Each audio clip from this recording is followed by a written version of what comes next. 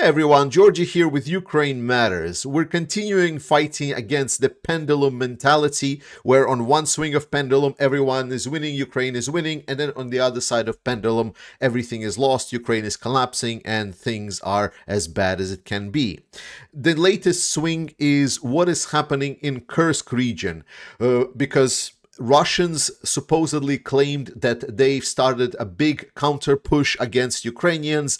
A lot of the media has caught that narrative, and they started spreading information directly from the Russian propaganda sources stating that, oh my god, these things are bad, Ukrainians are collapsing, Ukrainian positions are collapsing, they're about to be encircled. Please, please, God save Ukraine. Unfortunately for them, well, I mean, to be honest, I don't really care if by the third year of this war, there are still people that believe Russian propaganda. You only have yourself to blame. Ukraine has been in control of the part of the Kursk region for a while now, and we knowledgeable people, because we listen to the experts that know how this war plays out, we were actually expecting that at some point this mass of people that Russia has accumulated in this region will start attacking towards Ukrainian. They already tried doing one push, which was successful for them. They were able to deblocate their forces that were semi-encircled in this area with the river. Then they were able to then prepare additional positions to strike against further Ukrainian positions. As they started their offensive towards Lyubimovka, Novoivanivka, towards this direction, trying to break in between the Ukrainian positions here in the north and here in the south, this was first and foremost reported as a major Russian breakthrough, and Ukrainians were about to capitulate. The reality of it was that Russians started posting that they were able to reach certain deep Ukrainian positions. They were able to capture certain Ukrainian troops like drone operators. This is where the videos from the executions of the POWs came out. And in this area, at first, it was instantly claimed that Russia has liberated many settlements. The doubt started seeding into my brain when in the further days there were cryptic messages on the Ukrainian Telegram channels stating that our fighters are strong, they are fighting very, very efficiently, and they're counter pushing the Russians.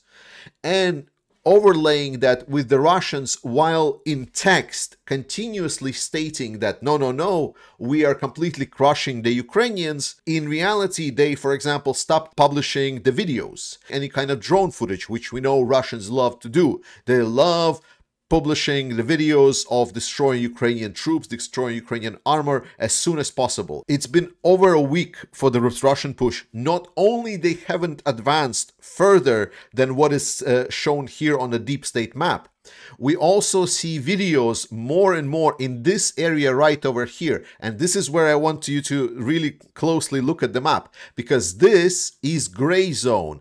And this is the definition of gray zone, that while Russians might have entered this part of the front line where Ukrainians had the positions, they were able then to respawn and start contesting any kind of Russian advance. And this is what was happening right now. While Russians really want to paint the picture that they're completely crushing Ukrainians, the reality is they're not having a very good time. They are being smashed from all different angles.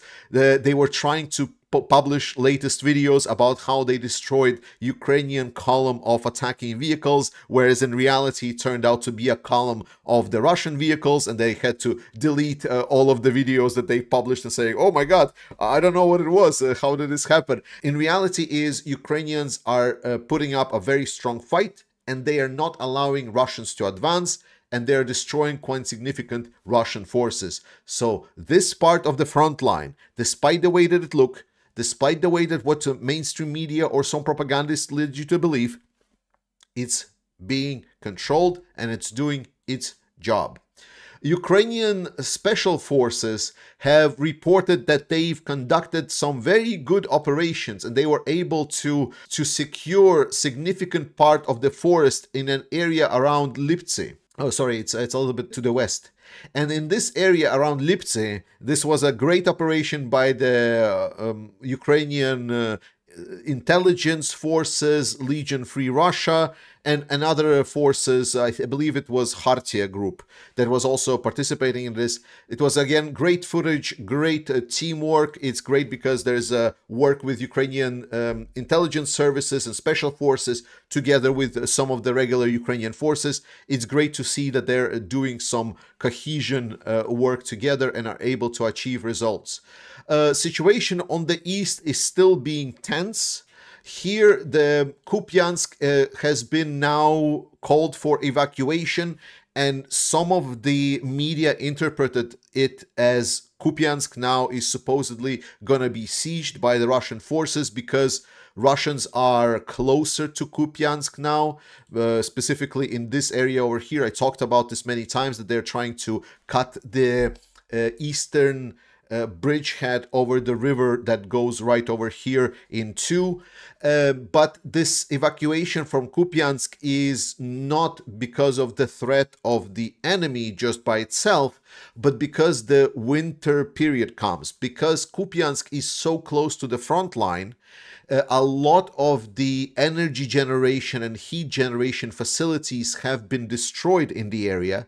And moreover, because enemies still relatively close, not closer than they were before, but still very, very close. I believe the distance to Kupiansk is around 7 kilometers. So that's why Ukrainians have issued for civilians the evacuation order to make sure they preserve their civilian lives. This is nothing to do that there is a potential threat. I mean, you get me. There's always a potential threat, but it's not stating that it's somewhat escalating or not.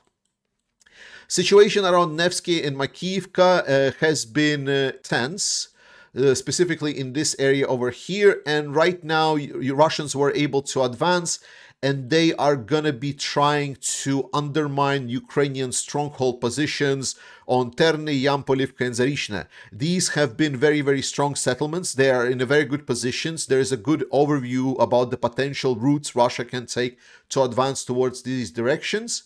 And these three settlements, like this area right over here, they are actually a gateway to Liman, which was, if you remember, for the Ukrainian counteroffensive, it's one of the major strongholds that Ukraine captured by the fall of that counteroffensive. It was a very, very strong position. And if Russians are able to undermine Terny, Yampolivka, and Zarishne, then it's going to be problems for Liman. The advances that Russia is conducting are slow. It's nothing that there is like a big breakthrough or anything. It's just regular fighting.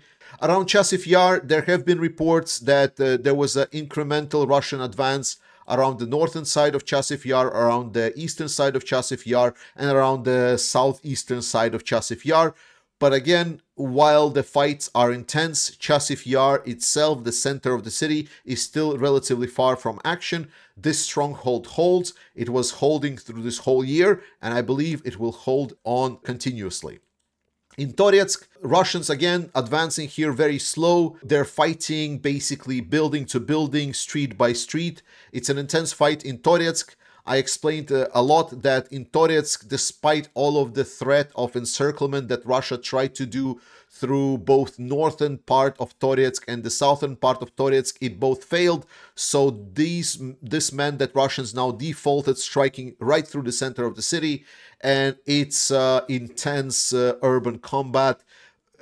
Russia again, while they're advancing, they are not having a good time. While everyone was crying that Russians are about to reach Pokrovsk, and this would mean that Russia is already about to capture Pokrovsk, the reality that I said was that no, there are a couple of strongholds that Russia first and foremost need to break before they can advance to Pokrovsk, and this was indeed the case. Russia was able to get through two of the strongholds. They were able to capture the stronghold of Hrodivka, and they were able to capture the stronghold of Novohrodivka. However, the third stronghold of Selidove, which is in the south over here, Russians are failing to capture. They tried kind of doing it quickly by striking directly into the settlement, but that didn't work. Then Russians are trying right now to strike around the southern side and around a little bit of the northern side.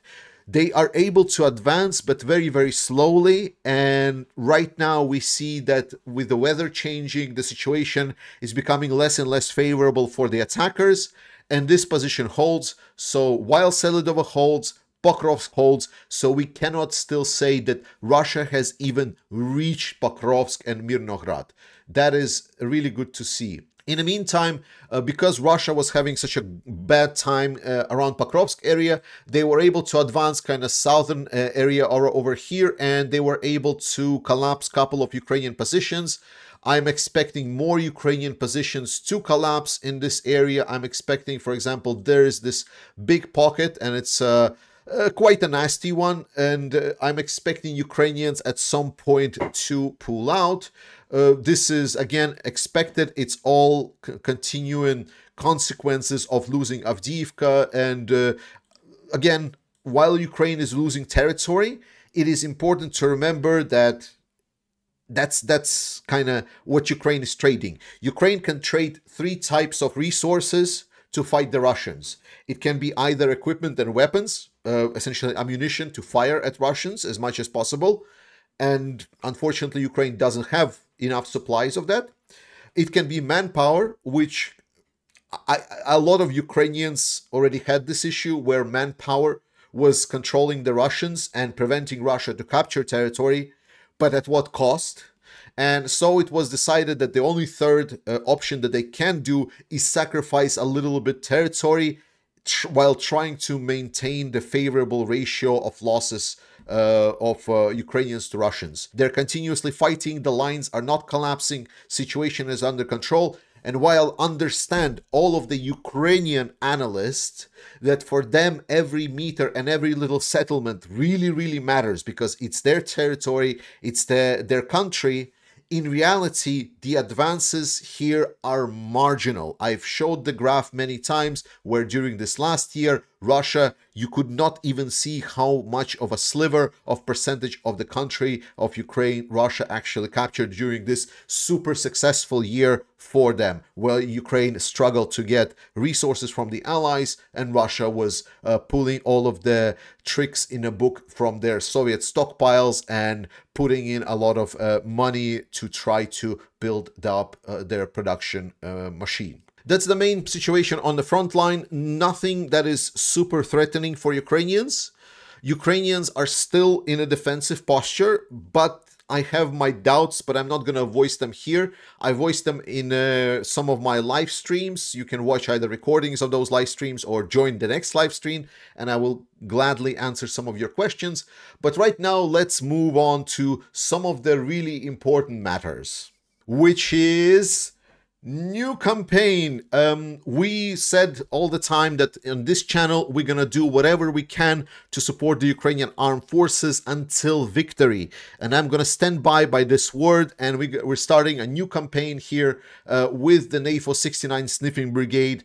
You can get many different patches, really cool ones. It's an ambitious goal of over 100,000 euros. I'm not expecting this campaign to be done very fast, but it's there if you want to donate, and we're going to be delivering vehicles, trucks, drones, everything to Ukrainian armed forces. Check out the link in the description. You can see the videos from the units as they're requesting for help. These are all of the units we're going to be helping. And besides of that, there is also something special I'm very glad to see. So it's from a local maester here in Denmark that was able to give me some of these bracelets. And I brought these bracelets to NAFO to kind of say thanks for their support. And instead of keeping them for themselves, they actually, I mean NAFO 69 Sniffing Brigade, they actually put them up for the event. So please, if you want to participate, if you want to potentially get yourself a bracelet that is specifically Ukraine Matters, handmade by the local supporter, please do that. It's a great campaign. Let's support the Ukrainian armed forces. Slava Ukraini!